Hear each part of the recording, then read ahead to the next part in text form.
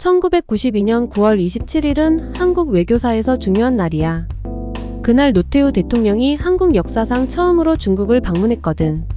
이 방문은 단순히 외교 방문이 아니라 한국과 중국이 공식적으로 외교 관계를 맺는 수교의 시작이었어.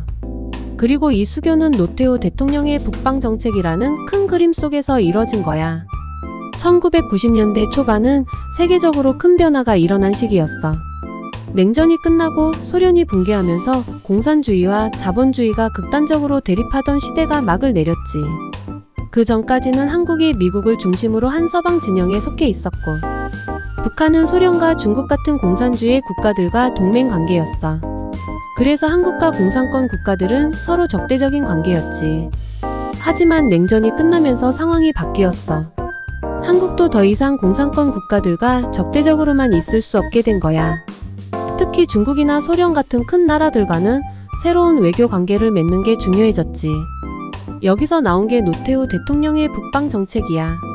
노태우 대통령은 공산권 국가들과도 관계를 개선해야 한다고 생각했고, 이를 적극적으로 추진했어. 북방 정책은 한국이 그동안 적대적이었던 공산권 국가들과 관계를 개선하고 수교를 맺자는 외교 전략이야. 노태우 대통령은 먼저 1989년 헝가리와 수교를 맺었고, 1990년에는 소련 지금의 러시아과도 외교 관계를 수립했어. 소련과의 수교는 정말 큰 사건이었어. 그동안 북한을 후원하던 나라와 손을 잡은 거니까. 그리고 1992년 노태우 대통령은 마지막 퍼즐이었던 중국과의 수교를 완성했어. 중국은 그 당시에도 북한과 가까운 관계였고 동북아시아에서 큰 영향력을 미치던 나라였지. 그런데 한국과 중국이 외교 관계를 맺으면서 한국의 외교 지형이 크게 바뀌기 시작한 거야. 중국과 수교한 건 경제적으로나 외교적으로 엄청난 사건이었어. 먼저 경제적 측면에서 보면 당시 중국은 빠르게 성장하고 있던 나라였어. 한국 기업들이 중국 시장에 진출할 수 있게 된 건 큰 기회였지. 실제로 그 이후로 한국과 중국의 무역은 폭발적으로 늘어났어.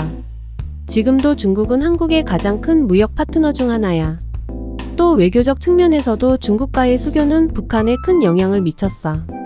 그동안 북한은 중국과 소련에 많이 의존해왔는데 한국이 이 두 나라와 수교를 맺으면서 북한이 외교적으로 고립되기 시작한 거지. 그래서 한반도의 평화와 남북관계에도 긍정적인 효과를 가져올 수 있었어. 하지만 이런 변화가 모두에게 환영받은 건 아니었어.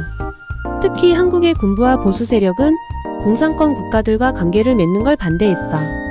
그들은 오랫동안 공산주의를 경계해왔고 중국이나 소련 같은 나라와 손잡는 게 위험하다고 생각했거든. 이때 일어난 유명한 사건이 있는데 육군사관학교 교장이 노태우 대통령이 참석한 육사 졸업식에서 우리의 적은 누구고 우리가 지켜야 할 가치는 무엇인가? 라는 말을 한 거야. 이 말은 공산권 국가들과의 수교에 반대하는 뜻이었지. 그 교장은 소신을 가지고 한 말이었겠지만 시대가 빠르게 변하고 있다는 걸 못 읽은 거라고 할 수 있어. 냉전이 끝나고 새로운 시대가 열리는데 과거의 적대적인 태도를 그대로 고수하려 했으니까 말이야. 결국 노태우 대통령의 북방 정책은 한국 외교에서 아주 중요한 성과로 남았어. 헝가리, 소련, 중국과 차례로 수교하면서 한국은 새로운 외교적 지평을 열었고 경제적으로도 큰 기회를 얻었지. 그 이후로 한국은 공산권 국가들과 더 긴밀한 관계를 맺으면서 세계 속에서 더 넓은 외교적 역할을 할 수 있게 되었어. 노태우 대통령 이후에도 북방 정책은 계속해서 한국 외교의 중요한 축으로 자리 잡았어. 김영삼 대통령 때도 이 정책은 이어졌고 김대중 대통령 때는 남북 화해와 협력으로 이어졌지. 이 과정에서 한반도 평화와 동북아시아의 안정에도 긍정적인 영향을 미쳤어. 정리하자면 노태우 대통령의 북방 정책은 냉전이 끝나면서 공산권 국가들과의 관계를 개선하려는 전략이었고 그 정점은 1992년 중국과의 수교였어.